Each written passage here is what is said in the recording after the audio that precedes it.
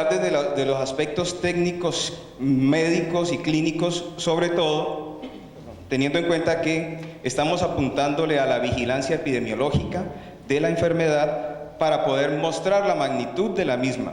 Porque lo que estamos viendo ahora es que si hablamos de registros de frecuencia de la enfermedad, ahora les voy a mostrar algunas diapositivas, pues vemos que francamente estamos lejos de mostrar la realidad de la carga de la enfermedad, solamente hablando en términos de información para poder tomar acciones.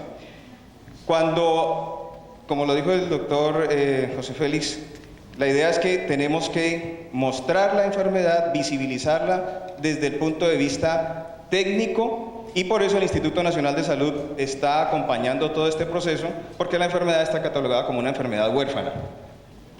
Entonces, vamos a hablar de cosas que pasan a diario, teniendo en cuenta que este espacio es más para la parte clínica, hay otro espacio que tenemos más para la parte comunitaria, pero si tienen dudas o preguntas, podemos hacer unos acuerdos, levantan la mano y preguntan, o lo hacemos al final. ¿Cómo lo prefieren? Al final, listo, muy bien. Entonces voy a contarles qué pasa en ocasiones cuando llega una persona con un cuadro de crisis drepanocítica que no sabe que tiene la enfermedad y además, como no sabe que tiene la enfermedad, pues no se le diagnostica. Esto es un caso real. Niña de 14 años que llevaba 4 días con la enfermedad, tenía fiebre y está amarilla. Entonces, ¿a quién no le ha dado fiebre y dolor de cabeza, y malestar y dolor en el cuerpo?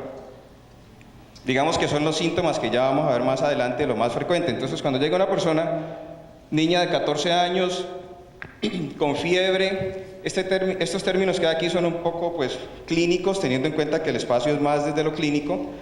Dolor abdominal, disuria, que quiere decir ardor para orinar, hematuria, que quiere decir que se veía la orina como con sangre, y tinte ictérico generalizado, o sea que estaba amarilla de los ojos y se le veía la piel amarilla. Había estado hospitalizada a los 5 meses y se le había tenido que transfundir sangre. La siguiente, por favor. Un examen físico que mostraba temperatura elevada, frecuencia cardíaca de 112 por minuto. Para la parte clínica, ¿qué tan frecuente es que veamos un paciente? Bueno, digamos que porque estaba amarilla se nos sale de lo más frecuente, pero si no hubiera estado amarilla, ¿qué tantas personas consultan a urgencias con fiebre, dolor de cabeza y molestias para orinar? ¿Sí? O sea, es un cuadro clínico que lo que estamos mostrando es que nos puede confundir con muchas otras patologías. Al examen físico, pues lo único es que sí se veía amarilla, pero como estamos en un área que tenemos otras patologías que las llamamos endémicas, nos referimos sobre todo paludismo o malaria. El cuadro clínico también se confunde con la enfermedad. Entonces, los diagnósticos, un síndrome febril en estudio, ictericia, porque ya estaba amarilla, probable dengue, y en el contexto no pensaron, o no es frecuente probablemente la malaria, aunque vemos que sí tenía malaria también, pero pensaron en una infección urinaria. La siguiente, por favor. Entonces, ¿qué es lo que hacemos cuando hacemos vigilancia epidemiológica?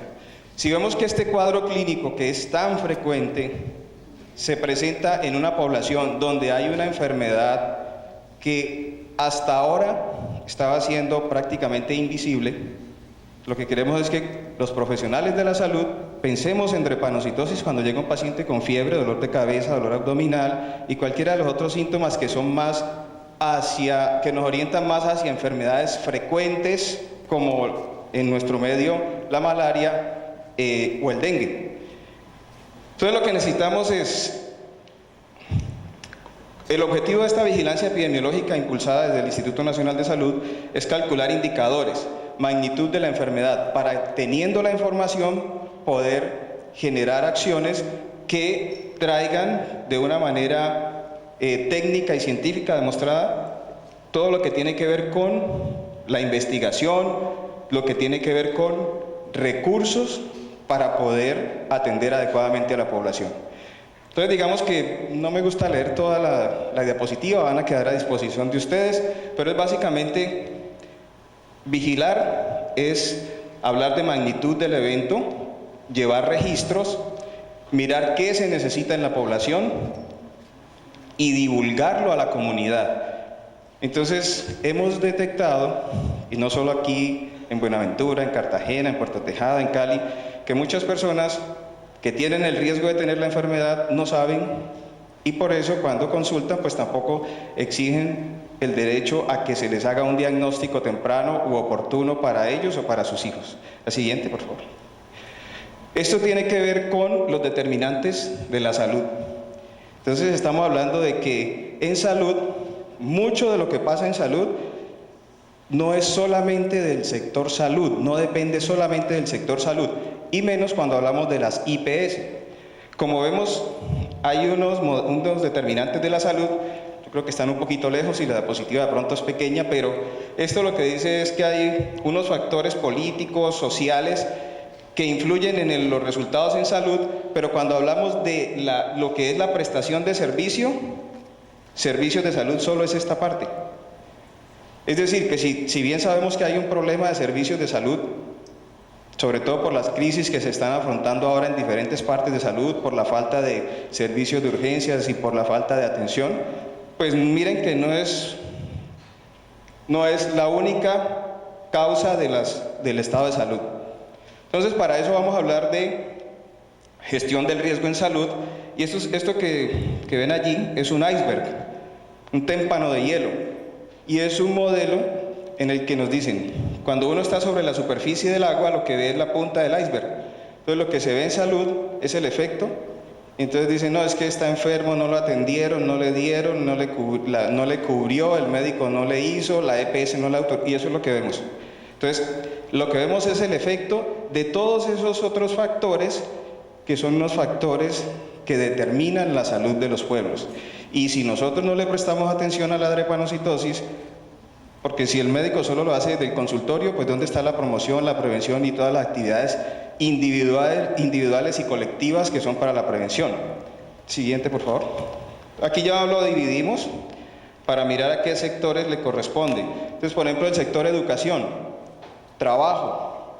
Hay pacientes que con la enfermedad tienen discapacidad y no pueden trabajar, entonces no es solamente salud, hay que darles otras condiciones. La siguiente. Aquí para resumir, lo que tiene que ver con los diferentes determinantes y lo que tiene que ver con la prestación de servicios de salud, pero dentro de esa prestación de servicios de salud, para hacer esta gestión del riesgo, hay responsabilidad de los entes territoriales informando a su comunidad, de las empresas administradoras de planes de beneficio, o sea, las EPS, que tienen que garantizar la prestación de los servicios, de los afiliados, o sea, la comunidad, porque tienen que practicar el autocuidado, y por último, la parte de gestión clínica, que es el área en que me desempeño en la clínica donde estoy trabajando ahora, que tiene que ver con la calidad de atención. Siguiente. Uy, esa sí no se ve. Bueno, aquí les voy a explicar básicamente, hay unos factores que contribuyen, ¿sí?, potencialmente a la morbimortalidad de las comunidades, y hay una responsabilidad por eso. Aquí lo que vemos es que la biología humana, que en este caso tiene que ver con la genética, tiene una representación de un 22% más o menos, y los servicios de salud, acá abajo, un 11%. Eso en cuanto a la contribución potencial. Pero cuando hablamos de la responsabilidad que se atribuye a los hechos en salud, resulta que prácticamente el 90% es de los servicios de salud. Entonces volvemos al iceberg, se ve solamente el efecto, pero no estamos viendo qué otros factores están influyendo para que en Buenaventura, en Cartagena, en Cali, en toda Colombia, la drepanocitosis no se vea. ¿Por qué no se veía anteriormente? ¿Qué pasaba con los pacientes cuando no teníamos por lo menos una red que hasta ahora hemos visto que ya empezó a funcionar en Buenaventura? Hemos hecho contactos con instituciones, remisiones oportunas, tratamiento oportuno para pacientes. Siguiente, por favor. Entonces lo que vamos a hacer es gestionarlo. Hay un problema de salud que es la drepanocitosis en este momento y tenemos que llevarlos a un resultado exitoso. No se puede hacer solamente desde el consultorio médico, ni desde el hospital, ni de la IPS. Eso es un esfuerzo conjunto y por eso les hablé de los determinantes sociales de la salud. Siguiente. Entonces, ¿qué tenemos que hacer?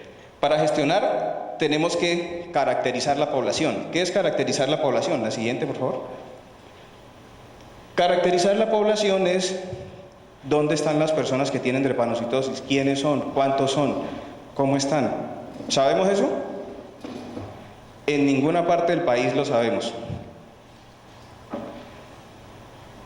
Para eso entonces se necesita ahí sí la participación de las IPS, que el paciente vaya para poder saber cómo está su estado de salud. Pero la parte de cuántas personas son, quiénes son y dónde están, es más desde lo colectivo, desde lo que tiene que ver con la prestación, no del servicio individual, sino colectivo, que es el ente territorial. Siguiente. Aquí ya hay una serie de leyes que tienen que ver con la reglamentación. Lo que estamos haciendo no es porque a nosotros nos parece o porque hay personas con la enfermedad, sino que hay una reglamentación y una legislación al respecto que incluye. ¿Conocían la ley 1392? Levanten la mano los que la conocían. 1, 2, 3. Bueno, ustedes no la cuento porque ustedes sí, ¿no? Los de familias de la OS no cuentan, no vale. Entonces miren que la ley 1392 es el reconocimiento de las enfermedades huérfanas o raras y es una ley que está desde el 2010. Esto empieza a ser legal todo lo que se requiere para tener atención en salud para personas con enfermedades huérfanas. Y vamos a ver qué significa una enfermedad huérfana y me dicen si están de acuerdo. Una enfermedad huérfana es la que se presenta, bueno, digamos que ya sabemos, es crónicamente debilitante, es grave, amenaza la vida y que se presenta una por cada 5.000 personas. En Buenaventura se cumple el criterio de enfermedad huérfana, uno por cada 5.000. ¿Quién dijo no? Es decir, ¿será que de cada 5.000 personas en Buenaventura solo una tiene drepanocitosis? Exacto. Entonces, ni en Buenaventura, ni en Cali, ni en el Valle, ni en Cartagena, ni en Puerto Tejada, ni en Barbacoa, ni en Tumaco, y entonces vamos siguiendo. Resulta que la enfermedad está asociada sí al factor étnico. Es más frecuente en una etnia que en otra, pero no es exclusiva. Entonces, cuando hablamos de no es exclusiva es cuando decimos personas de raza o etnia negra que tienen la enfermedad, entonces digamos que es la normalidad. Pero cuando llega una persona que no es negra, o no es de raza o etnia negra, blanca, mona, de ojos verdes, y llega con los mismos síntomas, la posibilidad de que le sospechen la enfermedad es menos porque muchas personas creen que no le da sino a las personas de raza o etnia negra.